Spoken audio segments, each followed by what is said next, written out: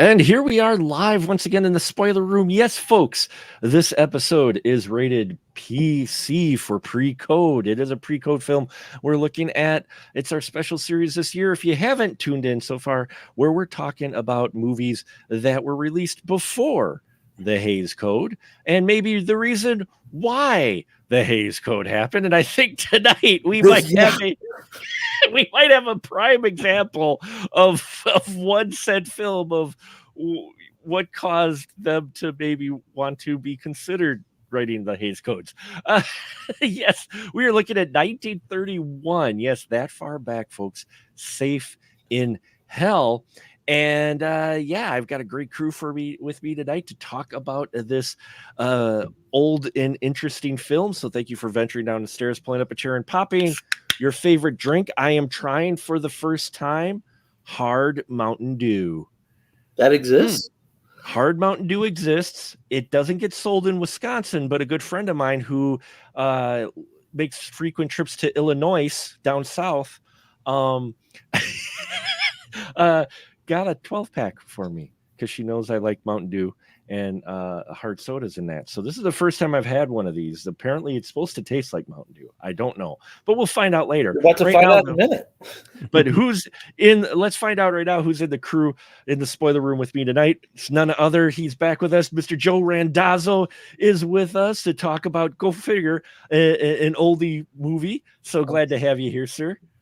Great to be back. I was looking forward to this one when I saw it on the list of your upcoming pre-code movies. So definitely interested in your opinion. And the man who keeps coming back for more, he is with us once again, the one and only Mr. Ian Simmons. Hello, Ian.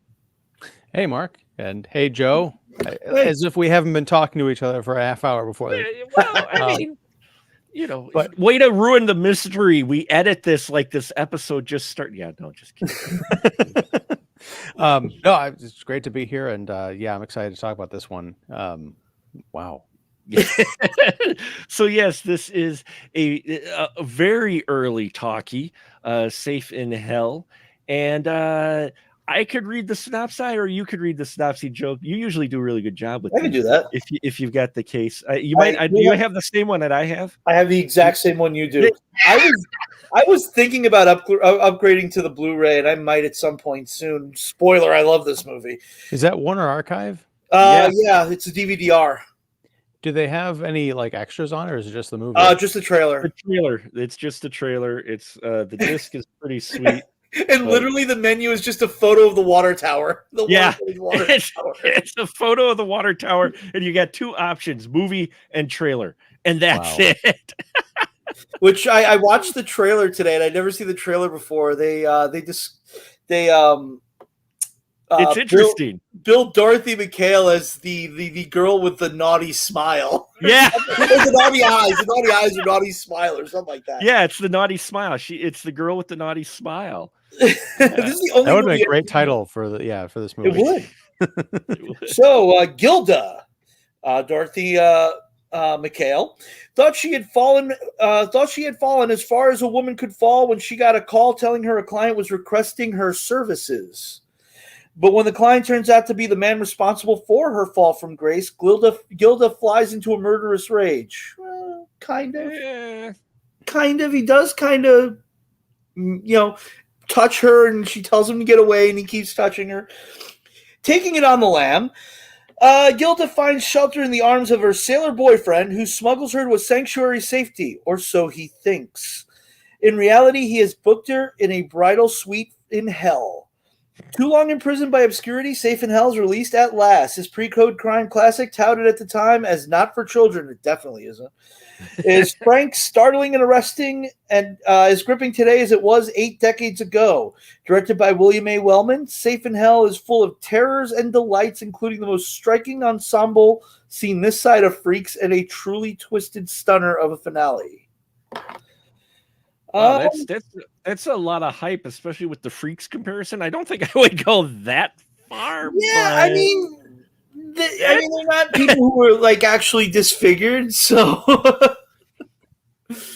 but yeah, this was I dove down a rabbit hole of like William Wellman movies like 2 years ago.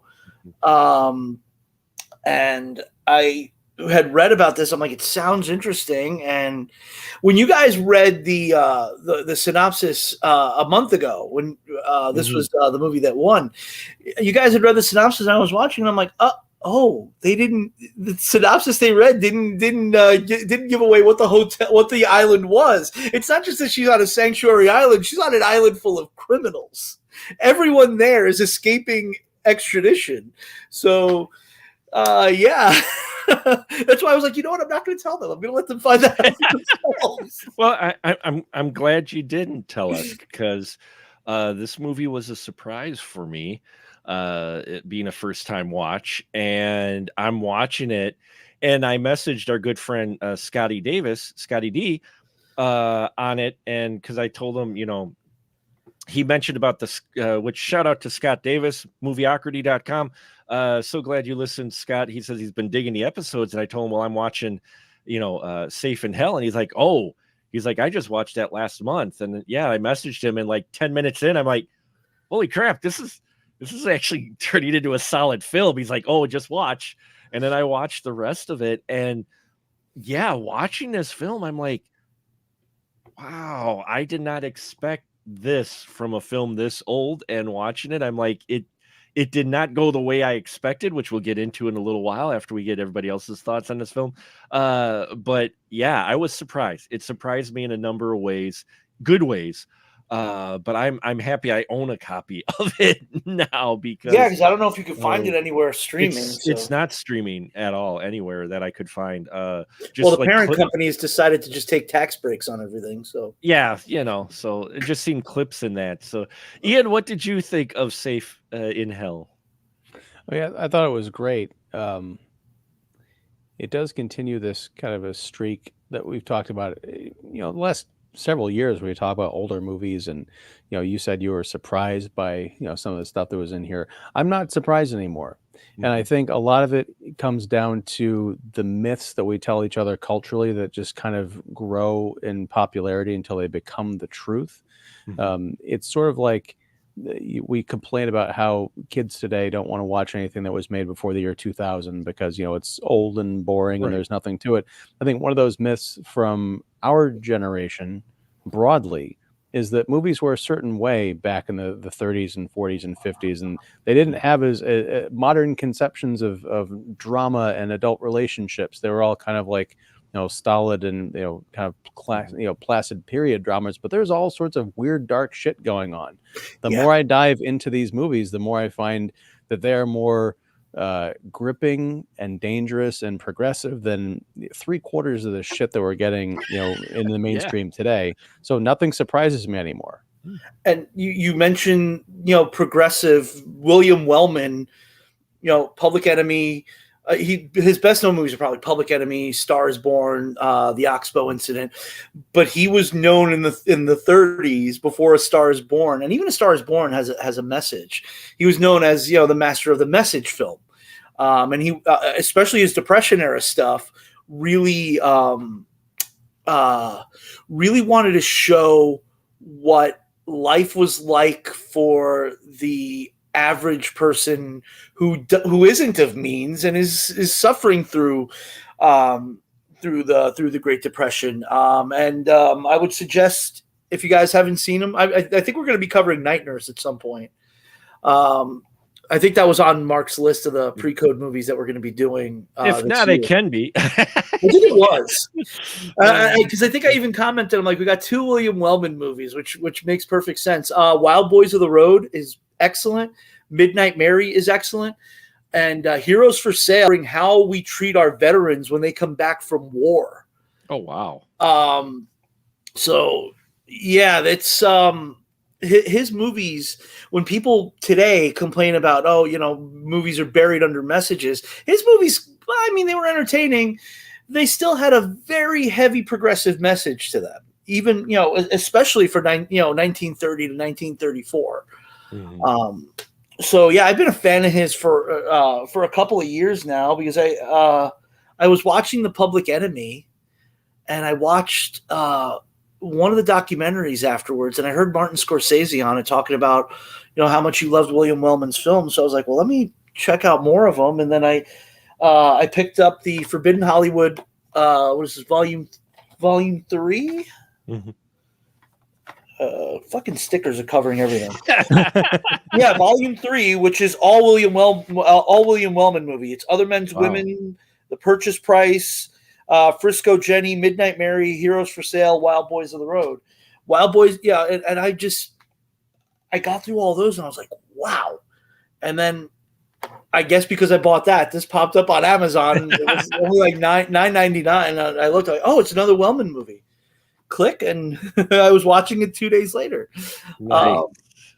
But yeah, this movie, and this is, again, we say this a lot. It's one of those movies that you could easily remake today using the same plot, and you just kind of change around a couple of things to make it more modern. But the idea of a woman killing a man who has, basically, in a way, forced her into prostitution, and then tries to rape her in a hotel room. So she's on the lam, and she ends up in this hotel full of just the most repulsive human beings you can imagine. And holds her own. Yeah, I mean, which is another William Wellman thing, because Midnight Mary with Loretta Young, The Purchase Price with Barbara Stanwyck. He was very progressive, especially with women at the time. He had strong female leads in a good number of his movies. Mhm. Though Yeah, the most famous shot of any woman from any of his movies is probably James Cagney shoving a grapefruit in Mae Clark's face. Well, Ian, you said it though. You're not surprised anymore, and we hear about strong women characters in that. But how'd you feel about the characters, especially our main character in this? I thought Gilda was great. She's tough, but she's also vulnerable. I mean, I think a lot of the female protagonists we have in modern movies have the tough part down, but not so much the vulnerability, which is why they don't often end up feeling like real people. Yeah, resonating. feel- Yeah. Right. And I think, this is the spoiler room, so I can jump right to the ending. Yeah, but, go right. Yeah. the idea that she kills Pete, who's played by Ralph Harold, is the guy that not exactly her pimp, but yeah, the guy who brought her down into this world of prostitution. She thinks she kills him. We all think that he's dead because by all rights he should be. He gets hit in the head with a vase or something, and then the apartment they're in catches on fire and basically burns down the whole place. She escapes to the Caribbean with the help of Carl, who's going to be, I guess he's in the Navy, and he's on the track for promotion, but he gets her on this cargo ship to get her to this hotel and hide out. He goes back to his job and like, I'll come back for you, baby. And he does. I mean, he's a good guy, and he's sweet on her, and she's kind of sweet on him. But it's the vulnerability thing that really, I think, resonates. And at the end of the film, when it turns out that Pete wasn't killed in the fire, he makes his way to the same island, the same hotel, to hide out because he pulled an insurance scam on his wife, which is great. The characters, the morals of these characters just keep dissolving in front of our eyes. But Gilda, at the end of the film, finds herself in a huge bind, where the kind of the authority of the island, this corrupt guy, says, well, look, I will either hang you myself in this kind of a public puppet trial, or you can spend 6 months in my prison camp in a nice suite where you'll be treated very well, especially to my junk. Basically, Yeah. She says, I'll take the noose. And at the very end of the picture, she marches headstrong to her death. And it reminded me of this Indian film I watched last year called Padmavat, where at the end of the film, the heroine, who's sort of this princess who is being pursued by this marauder guy for like years. He's determined to get have his way with her. He kills her husband, the charming prince, and basically he destroys everything around her. And in her last desperate act, she sets herself on fire and dies rather than succumb to him, because he thinks he's won. And she's like, nope, you will never have this. It's a great ending. There is one beautifully poetic shot where she's having a confrontation with this scumbag, and he zooms in, like the camera focuses on her neck, like all of the light dissolves, and it just focuses right on her throat. It's subtle, and then you can't miss it, and it's just like, wow. Again, why can't we have these kinds of movies anymore? I understand I disagree that you'd have to change anything. I think you just make it a period piece, and you release it and make it as hard to stomach as it is.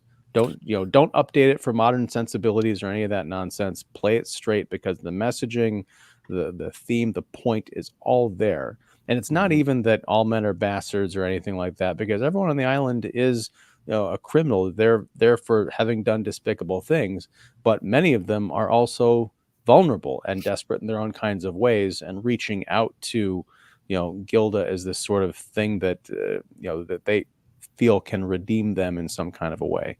Because if they had been just cartoonish brutes, then she would have been, turned around 6 ways to Sunday on night one. But that doesn't happen. She's there for a while, and she kind of takes control of the situation until it's doubled back on her, and she finds that she has no way out except the noose.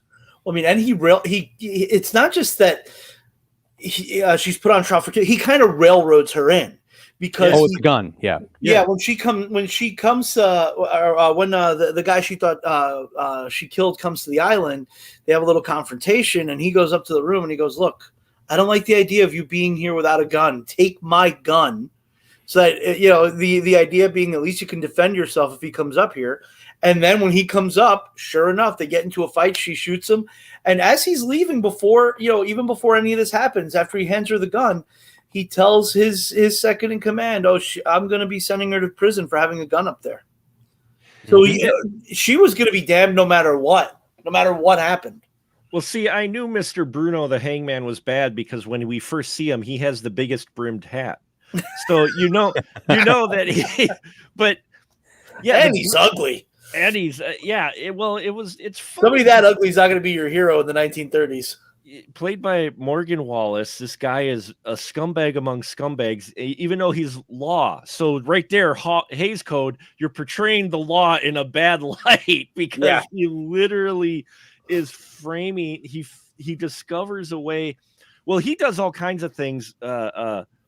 He intimidates the guys who hang out in the lounge, who are a relative cast of characters. You've got a captain, you've got a lecherous lawyer, you've got, these characters, but then he shows up, he intimidates them, but then he steals the last note that Carl had sent her.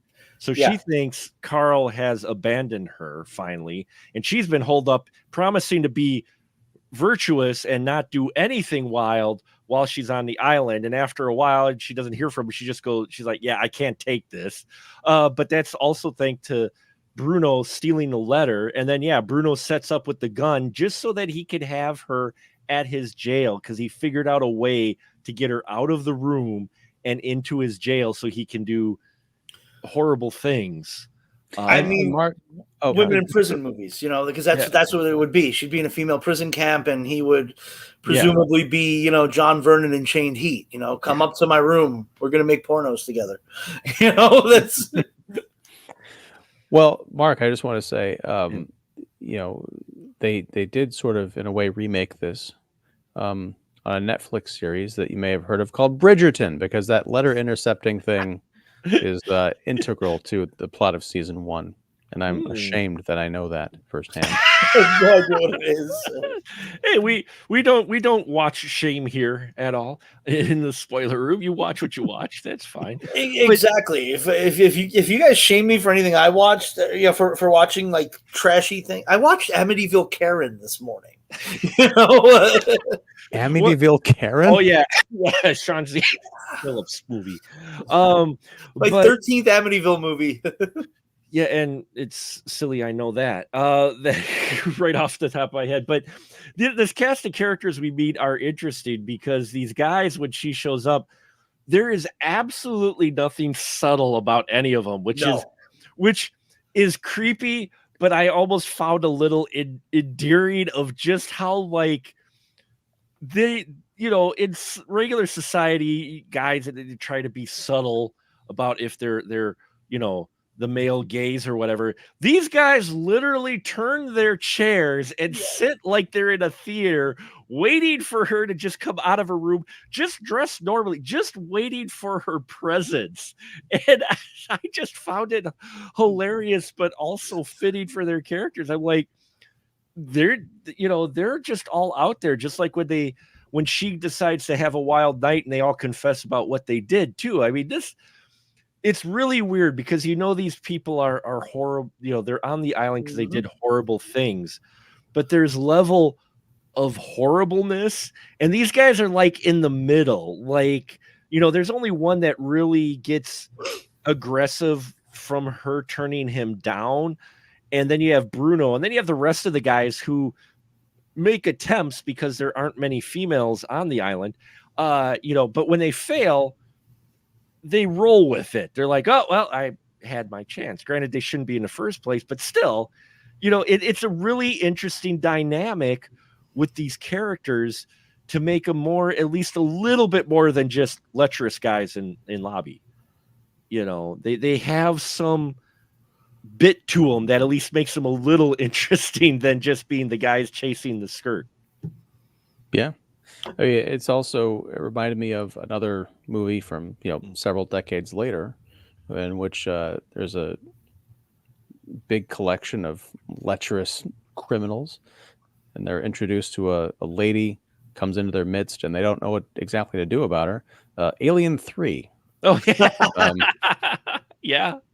Well, I mean, like it's weird because you can see this kind of like weird threads from this movie. I don't know, consciously or unconsciously, reaching out into the future and thinking, "Wow, there really is something to this." And I think that's why I feel like you could either remake or even like re-release this movie today, and it would still be as shocking to modern audiences. Like, wow, I didn't think you could have something this cool or this, you know, inventive or this dangerous, you know, back in the 1930s. 1931. You know, this precedes a lot of movies we've watched for the pre-code thing here.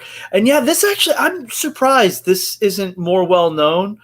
I'm surprised. Yeah, I mean, obviously, you know, Public Enemy, A Star Is Born, The Oxbow Incident, those are going to be the movies that he's going to be remembered for. But he made so many great movies. I'm shocked Safe in Hell isn't one that, like, some major, you know, director or something like went public and said, hey, you know, this is a great movie, you should check it out.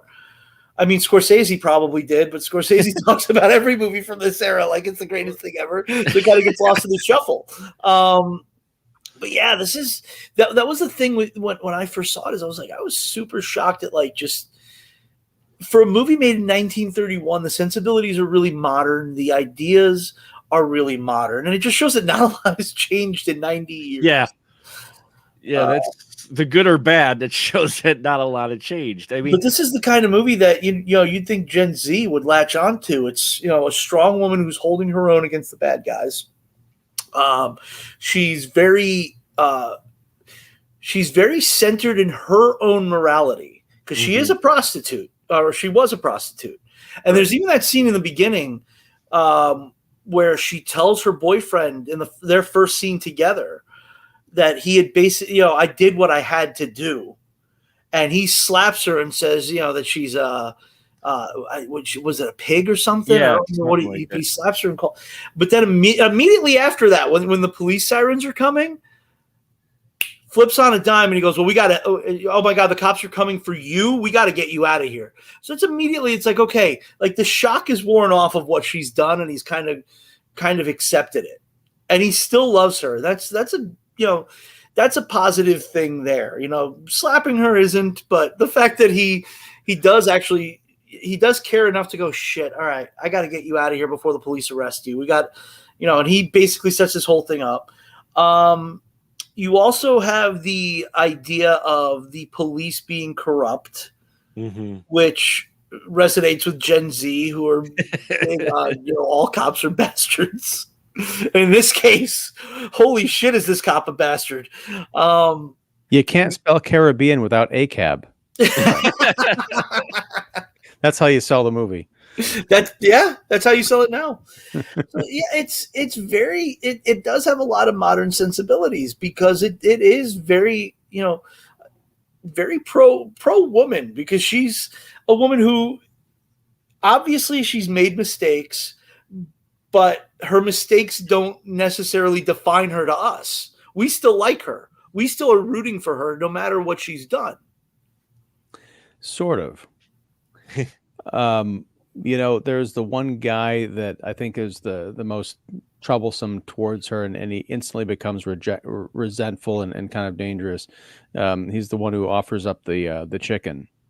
As the kind of the peace offering. Now, it is apparent to me that he was using that as his in to try and impress her and woo her with his cock, so to speak. Oh wait, yeah.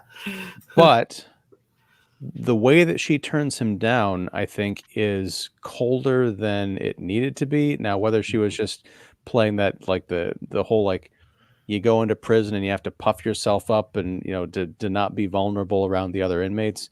But regardless, I kind of felt bad for the guy. And I know he tried, I think, one or two other times, but she just like was slamming the door in his face, almost as if it was personal. And I didn't. This is not a criticism of her character. I think she's very well rounded, but the way that she reacted to the different people that she encountered, I can't just say, oh, she's a great person who's just in an awful circumstance. She's got more dimension to her than that. And part of that dimension is, she frankly, sometimes she's a bitch, just like sometimes these monstrous people have a softer side that is frankly brought out by her presence. When she first comes onto the island, they're all making the bug eyes and their tongues are hanging out of their heads because she is just, she's a female. She's a whole potentially. But as they spend months or however long she's there, they get to know her as a person. And that the lawyer who's, part of that crew, when he steps up to defend her at the end, it's kind of a beautiful thing. And he's upset by what is ultimately going to happen to her. And this movie is not a cartoon. There's a lot going on here that, again, I think is better written than half the stuff we're seeing today. Yeah, and I mean, also the other thing about the ending is her boyfriend does come on the day that she's to be executed, and she goes out of her way. She goes out of her way to tell everybody, don't let him on to what's going on, and she's ready to accept her fate, but at the same time, she's telling him everything's going to be all right. You go ahead, you go do your thing, and when you come back, I will be here. And she knows, as she's sending him away, this is the last time she's ever going to see him. That they did a similar thing also in Bridgerton. Did they? Yes. I'm just saying, I'm watching this. I'm like, oh my God. Like, I think the people who Shonda Rhimes watched this movie and said, I could just set this in the 1800s. I mean, there's a lot of just wonderful moments in only 74 minutes, but the last 10 minutes of this film are amazing. The way things play out, because you think you see where this is going. You hear the words, oh, she's going to get off for, the murder during the trial. They've put up a good enough case. They've had enough, these guys who were lecherous when we first meet them actually gave character. They don't go through the whole trial. They don't have to, but you could probably piece together these guys were character witnesses and said, yeah, no, she, this guy came and no surprise he attacked her, and she defended herself. So the lawyer did a good thing, and then she's out in that hall, and the sleazy cop's like, well, yeah, you're off for murder, but we can still get you for the gun rap. And and then the cop's like, there's no way out of this, and she thinks, and you watch her, and Dorothy McHale is so good in this, because you watch her just immediately think to herself internally, no dialogue or anything, but she thinks to herself internally when he's saying you've got no choice, and she's like, no, I do have a choice. And she busts into the room and says, hey, I'm guilty. I shot the fucker. Hang me. Not only did I shoot him, I lured him to my room with the purposes that I was going to kill him. Yeah. She's like, no, I would rather die than have that guy's dick in me. Mm-hmm. Like, that's like, and the look on the cop's face is great, because he's just like, shit. Yeah. Well, even better than that, I don't know if this was intentional or if this is literally just my Freudian analysis of the scene. But as he's following her out because he realizes that she is going to die rather than be with him or be in his camp, Yeah. he's kind of slouched over, his head's hanging low, and that giant cigar that's sticking out of his mouth is completely limp. Yeah. Yeah. Like, there Yep. go my chances. Yeah. There's no chance. Well, I mean, he might still have a chance, but it's a darker movie than even. That's even a darker movie. Ooh. Well, what's interesting, again, I was watching this movie and I'm like, you're right, Ian. I mean, and we may sound like this, oh, get off my lawn, but you look at how this film is crafted, and in 74 minutes, it tells a more solid story than 2.5 hour film dramas or whatnot that we watch today. They literally set up this character. Dorothy McHale's wonderful in it, the way she plays this character. You know, everybody else is solid. You get the idea. You get everything presented to you. It wraps up in an unexpected way. I mean, you know, I'm going to say this last 10 minutes, not only from when she confesses, but then Carl shows up and you watch Gilda go, oh, it's Carl. Great. And then she's thinking, she's like, shit.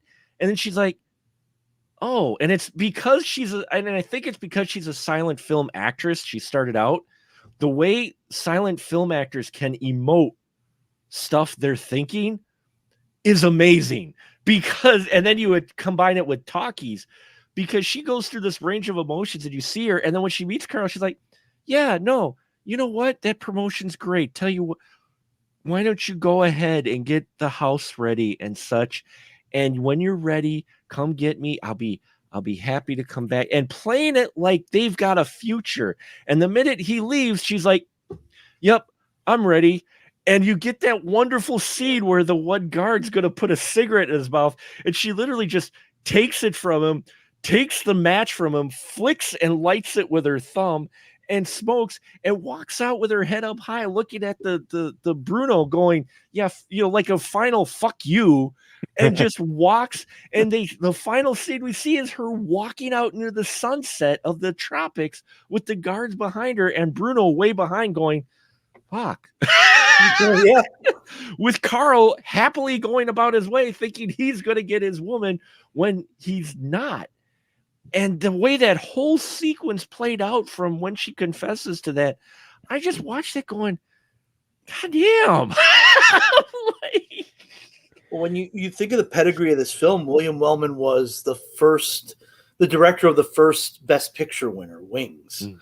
Yeah. And he made The Public Enemy shortly thereafter. Right. And that was one of those movies that is also unflinching and unrelenting, especially for its time. And it has a similar ending, because Cagney walks into that club, and I think he knows in the back of his mind he's not coming out of there alive.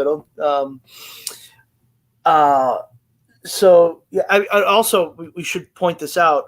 William Wellman, and I don't know how true this is, but supposedly he invented the boom mic, because he's another one who was a silent film director. He moved on to talkies, and he wanted to do a tracking shot of two actors walking, and they were like, well, we can't. We have the microphone. We got to put the microphone in a potted plant and just have them stand there talking, which is why a lot of those movies are so static. Right. You just had people just sitting in a room talking, because the microphone's right there and it's got to pick up everybody. So what he basically told one of the sound guys to do was take that microphone, wrap the wire around the broom, and follow them. And that's the fucking boom mic was born. Not for this movie. I think it was for a movie he made before this. Because the Public Enemy was before this, and that wasn't static. But supposedly one of his early talkies, he's like, no, screw this static shit. They're gonna walk and talk. So we have. Why didn't they call it a broom mic instead of a boom mic? Right? I wonder. But yeah, that's supposedly the story. So we're dealing with a director who's very visual. God, who was it that somebody? It might have been Richard Widmark or one of those old actors said that from working with him, he was one of those directors that, like, he knew when he was on set exactly what the movie was going to look like. So he would shoot these films quickly. He made 5 films in 1931, 1932, and 1933. Wow. Because he knew instinctively what he wanted. So people who were on set with him would be like, so yeah, I want you to get this shot, this shot. He's like, should we move in a little closer for the next one? No, I got what I want. He knew instinctively what it was going to look like. He already knew what the movie was going to look like in his head. And he just was like, no, I'm just going to put it out there the way I know it's going to look. And sure enough, his movies, when you look back at them now, I mean, A Star Is Born has been remade how many times? Well, Public Enemy is still in the lexicon of the great gangster movies. Look at how this film was shot. I mean, as far as for an older film, I thought it was handled really. I mean, we're doing a lot of cuts and areas, even though it's shot in only really 2 or 3 locations. It feels bigger than it is. Mm-hmm. Especially that lobby. I mean, and you could tell it doesn't have the biggest budget in the world because it mostly takes place in one area. But he knew how to shoot that area to make it look interesting in every shot.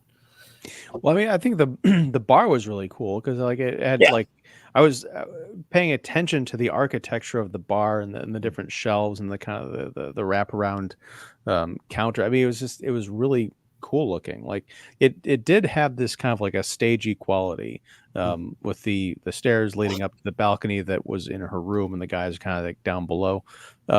But I think it works for this case. It doesn't need like a whole bunch of fancy setups and locations because it really is more about the drama than the geography, I think.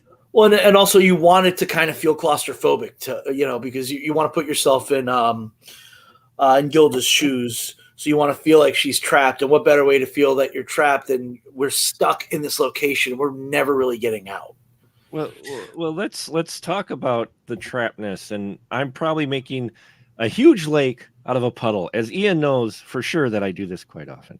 But the whole trapped in hell thing, look at how many things that Gilda is trapped in. I mean, she's in her room first, which isn't that big, right? She's in it for most of it. She gets put in a box in the ship that she has to take a very long a week long, you figure, trip inside a box on a ship and be quiet and not make noise or smoke because she'll get found out. And then when she gets to the hotel, she promises Carl that she will behave. So she's in her small room for most of it. I mean, like you said, claustrophobic, she's constantly moving from like one form of a small prison of sorts, a cage, to another throughout this film, to the point where she's keeping track of the literal thousands of times she's played solitaire. Oh. No, I think you're exactly right. I mean, the thematic elements are all throughout this movie, and sometimes they're figurative and sometimes they're literal. But it does speak to, again, what we're talking about. Someone, a filmmaker wants to tell a story, but really wants to make a movie and tie all of the great tools in that visual arsenal, put it all up on the screen and give people something to talk about rather than, I watched this movie and, there's some dumb, evil guys in it and this woman and she dies at the end. No, you got to watch this movie and you want to talk about it with people.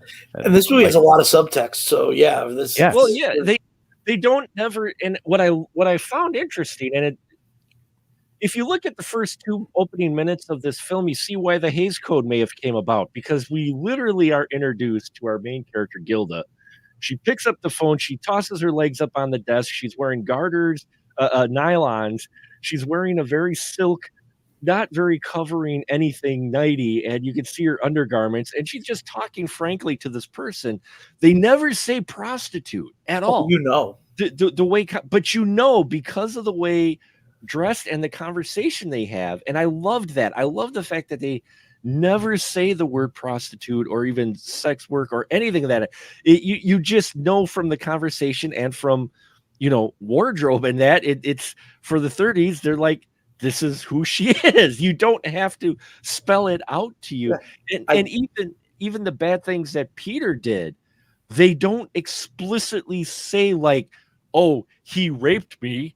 No, she said that she was working for him. She stayed at their place with his wife because like caretaker or maid or something, and he ended up getting into her bedroom when she didn't want him there and slept with her for the night, is how they put it. Yeah. And the wife found out, got mad. She got mad at the situation, and he's the one that blacklisted her, that forced her into prostitution. But all of that said without actually fully coming out and saying things. Well, yeah, she was saying the wife was following her around to every job she had and telling them what she had, what the wife perceives that she had done, and getting her fired. So she turned to the only thing she could do. Right. So yeah, it's what else is, you know, an attractive woman who has to survive going to do when no one will hire you. Yeah. So, in the 30s, but I just loved how they didn't have to say anything. And that's the thing is it goes back to what we've been talking about, a lot of these, well, not all of them, but a lot of these older films, on how there's more subtext and subtlety in the discussions, and how they say things without directly saying things, to where you can pick up on it either through the visuals or the conversation, versus now to where you'll get the exposition, or you'll literally come out, you know, if this was modern made, Carl would have literally said, I can't believe you're a prostitute now. You know? And if the screenwriter didn't want it in there, a studio exec would be like, no, we gotta make sure they know she's a prostitute. Yeah. What is this? I did what I had to do. What'd she have to do?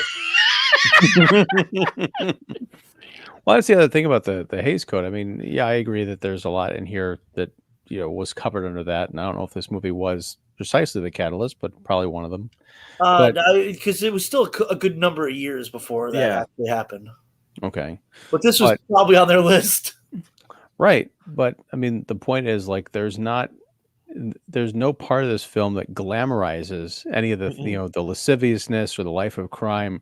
You can't come away from this thinking, wow, that looks like a really great path to explore. Which is, yeah, like a lot of the Hays Code seem to be vilifying things that, you know, even the lowest IQ of audience members would not think is attractive in the first place. I mean, showing something is not the same as endorsing it, as I think we all know. But no, yeah, that's kind of the tragedy of these kinds of movies. And when I say the term prostitute, by the way, I want to tell people is that the word that would have been used, frankly, at the time of day. They wouldn't have said sex work, which is what it's more referred to nowadays. I just want to put that out there. But I mean, but how progressive it is that we're getting behind a sex worker in this movie. He's the main character. She's the character that we are supposed to be rooting for. So in 1931, that's a big deal. I mean, it'd be a big deal probably still now. I don't maybe not as big a deal now. But. And even if you're not fully behind her, by the end of the film, you feel for her. Yeah. Because, you know, regardless of what you think of, you know, regardless of what you think of the occupation possibly, or even her as a character, the fact that she's a person that was put in a situation and that she's choosing death over this other option tells you something, not only about her character, but makes you feel very sympathetic for her by the end. So her desperation and just the fact she chose this, and that shot at the end, as beautiful it is, it's heartbreaking because you know where she's walking to. And it's like, you know, I got all these emotions at the end of this film, and I'm like, and then the music over the closing credits is so upbeat. Yeah, right. It's like upbeat Caribbean music, and I'm like, oh, cool. Well, because I mean, in a weird sense, she won. I mean, she did. Wherever she's going, she's not going to be in on that island with that guy, or having to go back to a life of prostitution. Having to have sex with that guy in his prison camp. The one, although I think she probably would have struck a match off of her nails and like burnt off his dick. I mean, probably she would have. She something would have happened to him probably. Well, and that's the thing is she really, throughout most of the film, you know, she controls her. You know, she in the end of the day, her actions, she does what she wants to do in the very end. Even with Carl, the reason she stays in the room isn't because Carl told her to stay in the room. She continuously mentions a number of times she made a promise, and she chooses to. And when she thinks Carl has abandoned her, that's when she chooses to go downstairs and said, "Hey boys," and she's suddenly one of the boys down in the lobby tossing back shots and smoking the cigarette and talking about, you know, their bad things, like the captain who sank his ship and he earned $80,000 in insurance, which is the equivalent today of $1.5 million. And he's on the island. Well, Pete, who did the insurance scam, who everybody thought was dead, who showed up, he was $50K for his insurance scam. So that was $1 million if you put it in today's terms of money. And there we go again. Spoiler room bingo card. We checked off a money conversion for you. So hope everyone's enjoying playing. Well, you know, if you want to do a quick money conversion, I got a story about the director on another movie. On Midnight Mary, he was working with Loretta Young, who was very well known for having a swear jar. And if you swore around her, she would make you put 25 cents into the swear jar, but she would donate it to charity. She didn't keep it for herself.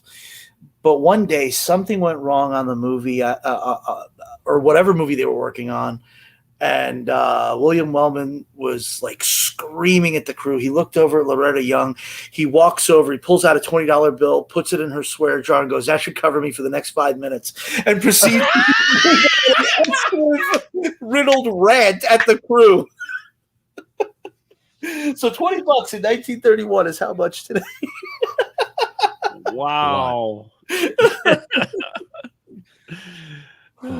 That's crazy. You were going to say something, Ian, or? Yeah, I forgot it. But that was a great story. I was just mentioning, you know, before with Gilda, she really seems in control of any of, you know, what she does, and her actions are determined by her at the end. She's not exactly like being a pushover by people. She's a woman of strong morals. Her morals are all her own. That's what I like about her. Is she doesn't care what you think about what she does. She does what she thinks is right.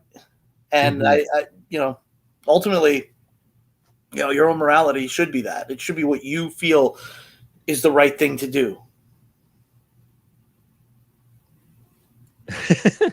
That's a whole other conversation. I can't go there with you because people's conception of the right thing to do for themselves is sometimes dangerous to other people. You are right. Now that I thought about that after it came out, I'm like, yeah, actually, that's not actually good. No, but in this case, think it's right to shoot this person suddenly. No, in Gilda's case, it is right because she, in the time that she's living in the world she's living in, she's making, you know, takes control of her situation. You know, and what she does is by choice, more so than by anybody forcing her to do something. You know, go ahead.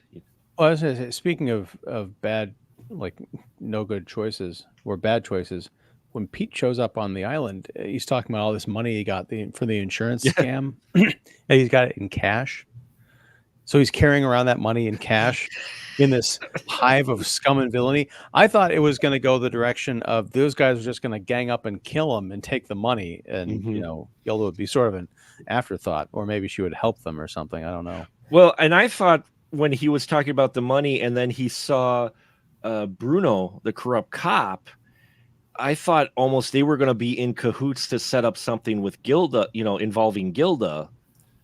Because, you know, that's how this Pete guy seems to be, like he's a schemer always. That, you know, there's no relationship that actually happens between those two that you can tell. But I thought for a minute they were going that way. But again, this film for 1931 surprised the hell out of me of where it went, because holy crap, Gilda chooses death over, you know, being in prison. Holy crap, she's still playing with Carl. Like, she doesn't tell Carl, hey, I'm going to die. She's like, oh, no, it's all good. And it wasn't even that long. It would have been 6 months, he told her. 6 months of being in my prison camp and being my little sex toy. It was basically and she's like, I'd rather die than be your sex toy for 6 months. And you mentioned Pete being the scheme. The movie begins. I got the impression that when she's called up to the room, he specifically probably asked for her because he wanted to corner her and try to get her. And she was like, "No, I'm not doing this. I'm out." So because he didn't identify himself, so the madam didn't know. She just thought he was another client. And then she gets in there and she's surprised and she throws. I think she threw a lighter. What it was is that it was like one of those glass filled lighters or something. That's what caused the fire. Maybe I was trying to figure out, but she clocked him one good. Yeah. You know, that was an impressive. There was some impressive flames too. It might have been a bottle of alcohol. Oh yeah, because that would be flammable too. That would go up in flames. Maybe there's something there, or. But you're right. He wanted to confront her, and she's like, "Yeah, fuck no, I ain't dealing with this. Doesn't care, what people like." She's like, "No, I ain't dealing with you, you bastard. You're the reason I'm in this situation. Fuck off." Yeah.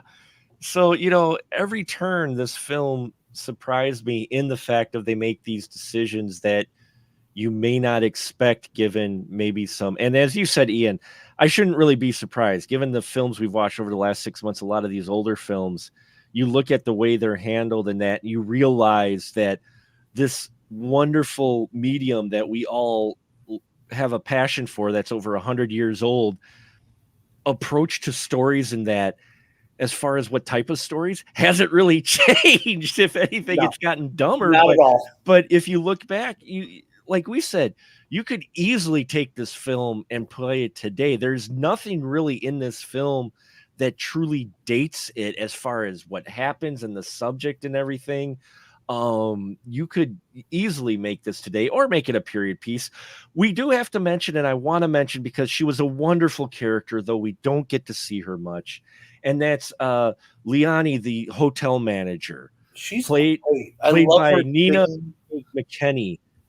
She's this wonderful person who's also from New Orleans, like Gilda, and she sings almost everything that she did. I loved that. I just loved her character too.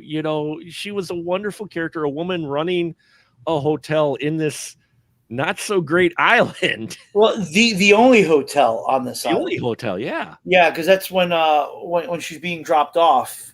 He says she asks why this hotel. He says it's the only one. I like the character, but I can't go there with you on the singing. I wanted her to shut the hell up. Like after the first time, it's kind of cute, but the fifth, I'm like, no, it's not going to happen, darling. You're in this hotel, not going to Broadway or Hollywood. I at least thought it was a cool gimmick, though, that she sang the lines, and then her employee sang back to her. I thought that was kind of interesting dynamic. It was something different, at least. It was cool. It was light amidst the darkness of this movie. You know? And this movie is relentingly dark for 75 minutes. Sorry, Ian, go ahead. No, I was going to say, I also didn't. That crew, I think they would have been like, look, stop with this singing. You've been here several years. Yeah, maybe. Yeah. We never had that big gang up moment either. That I thought the first time going in there was going to be like some kind of riot. Never happens. No. We ended up with the kangaroo court, like the end of M.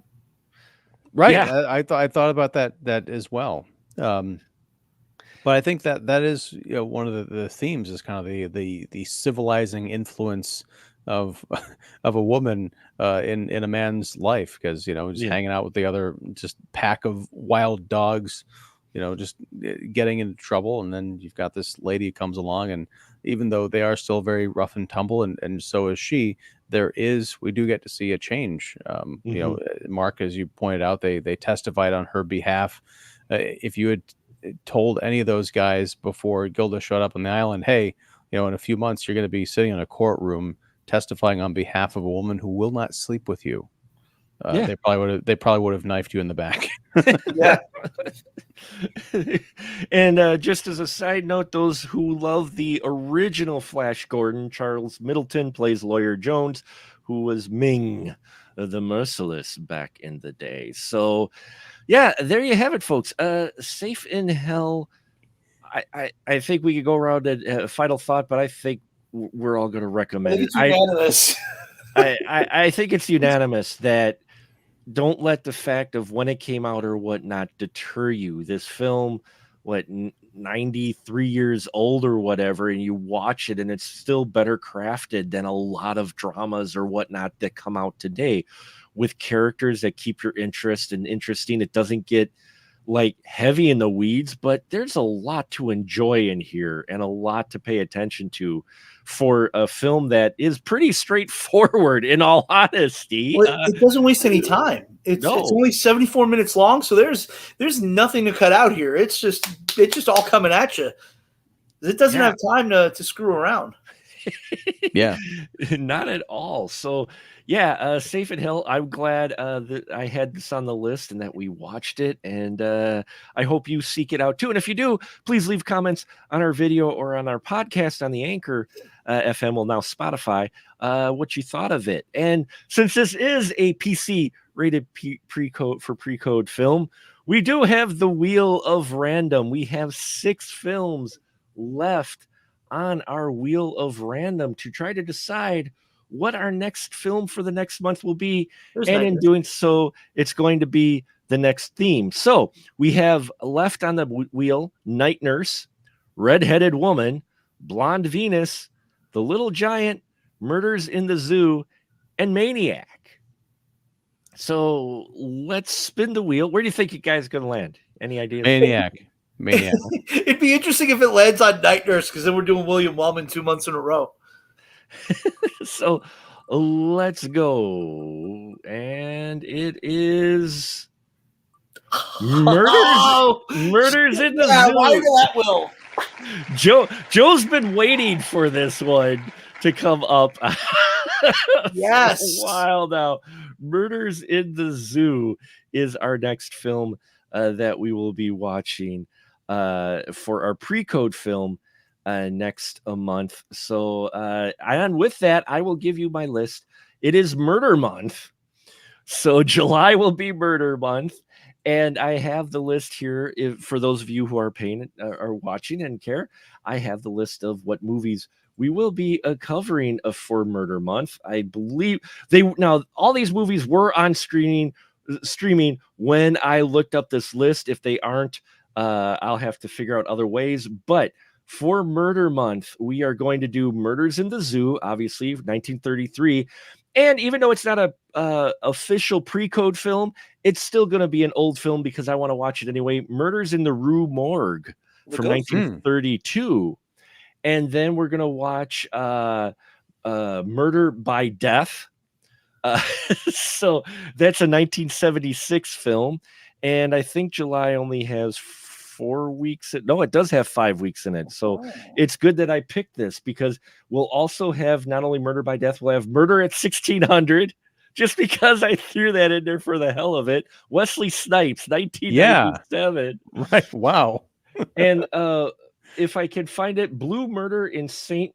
Trinina's. I think it's that's how you pronounce it. I may mispronounce it. But anyway, it's Murder Month. Those are the films we're going to be watching and talking about one way, shape, or form next month, and not necessarily that order. So you got something to look forward to, folks. And now, as always, I give my wonderful crew members, my very patient crew members, license to shill. So please, Joe, go ahead. License to shill. What do you got? Well, I'm with the Literary License Podcast, and this coming month we're going to be continuing the anthology, the horror anthology series. And we're going to be doing The Monster Club from 1981 and Company of Wolves from 1984. So really looking forward to doing that. I've loved The Monster Club since I was a kid, so get to gush about that movie for a couple of hours. What else am I doing besides that right now? That's it. I'll be back for another month here. So we'll be Things happy are to- winding down for me right now until start getting crazy again. So. Well, we'll be happy to have you for those films. Especially, I'm excited to hear your thoughts on the Murders in the Zoo because I've not seen that before. But you've been very adamant about. I saw it on TV in the 90s. I had a DVD of it was a DVD-R actually from Turner Classic Movies, and then recently, like in the last couple of years, there was a Blu-ray upgrade from Scream Factory. So as part of the Universal Horror Collection, I don't remember which one. It wasn't number one because number one was Karl F. and Lugosi movies. It might have been either 2 or 3, but it's all Lionel Atwill movies on that box set. So we get to talk about Lionel Atwill, who was a big star in the 30s and then became kind of a bit player in the 40s. So looking forward. Yeah, there were a lot of ways I could have gone with Murders in the Zoo as far as theme, but I just decided, pick movies with the word murder in the title. So that's wrong. You can't really go wrong. And when I did 32, when I saw who was in Murders at Rue Morgue, the 1932, I'm like, why not? It's the movie that kind of fucked Lugosi's career up because he chose that over Frankenstein. Yeah, right. Exactly. So another reason why I wanted to talk about it. We're also going to be covering that on Literary License in September or October. Oh yeah. So yeah, it'll be interesting to get it in July with you guys, and then go back and cover it again from it. We're going to be doing an arc with the Lugosi movies this year, so it'll be interesting. Nice. And Ian, what about you? What do you got to shill, sir? I'm Ian Simmons. I run Kicking the Seat, which you can find at kickseat.com and also right here on YouTube under Kicking the Seat. And doing live streams and roundtable reviews and all that good stuff. This Wednesday, the 12th of June, I'll be doing a review of Godzilla -1, which is finally on Netflix, and I'll finally get to see it and talk about it live at 8 p.m. CST. So you haven't watched? Oh, that's right. You haven't watched it yet, have you? I'm really waiting for a physical release of that one. I think we're probably going to get a Criterion. Mm-hmm. I'm waiting for my vinyl soundtrack pre-order that I did. That apparently Mondo has it offered on the website, but I have yet to receive my pre-order. So I would like my copy.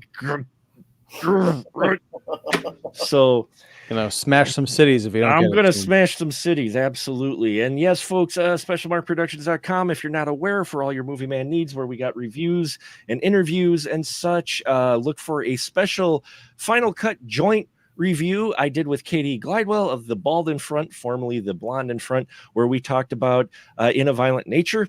And then we also did an interview with Rocket Star and talked about his animated rock opera called Death of a Rock Star. Got to interview him. That'll be coming up later this week. We've got this episode here, and I'll have an interview dropping later this week as well with the director and one of the actor producers of a indie film called Porcelain, which I'm very excited for. That's going to be an interesting talk. So we got a lot of things, as you may know, that we do content here on Special Mark Productions. We hope you enjoyed it. Thank you to our live listeners. Please subscribe if you haven't already. So you never miss any of the great content. And thank you again to my crew members who, are wonderful folks. And I always love doing these. So thank you so much. And now I would just say good night, everyone.